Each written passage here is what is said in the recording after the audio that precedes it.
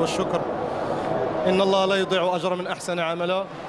بكل صراحة هاد اللاعبين رغم ضيق الوقت اللي جيو هزنا فيه، ولكن لاعبين اللي خدموا بواحد الإخلاص كبير، بواحد الروح ديال الوطنية كبيرة، كانوا عارفين شنو باغيين من أول يوم ومشاو معنا الحمد لله، تاقوا مشاو معنا في داك الشيء اللي باغيين، وكانت واحد الروح جميلة. لأننا أنا كنآمن بأن الإخلاص في العمل، الاحترافية في العمل، الجدية في العمل، احترام القميص اللي كيتلبس يفوق لي كاليتي تكنيكو تاكتيك.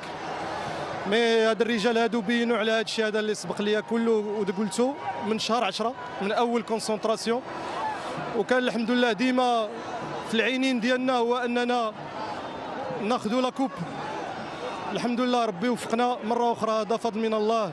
هاد اللاعبين ما نقدرش نوصف لك كيفاش عشت بيناتهم، كيفاش عشت معاهم من أول يوم وأنا كنتشرف بهم إلى هاد اليوم.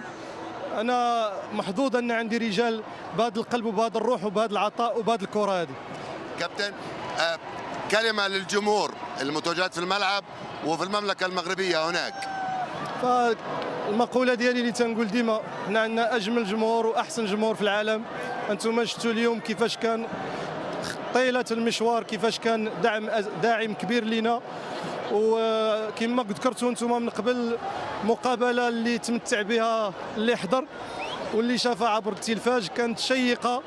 يمكن حنا تاثرنا شويه بالاصابه ديال البركاوي، خصوصا في غياب تيسودالي، تاثرنا كذلك بالاصابه الثانيه، اضطرينا اننا نتعاملوا مع المقابله فاش ما دخلناش مزيان في الشوط الثاني، اضطرينا اننا نتعاملوا مع لي شونجمون، لعبنا بثلاثه اللور، من بعد عاوتاني رجعنا اننا ردينا 4 الخلف.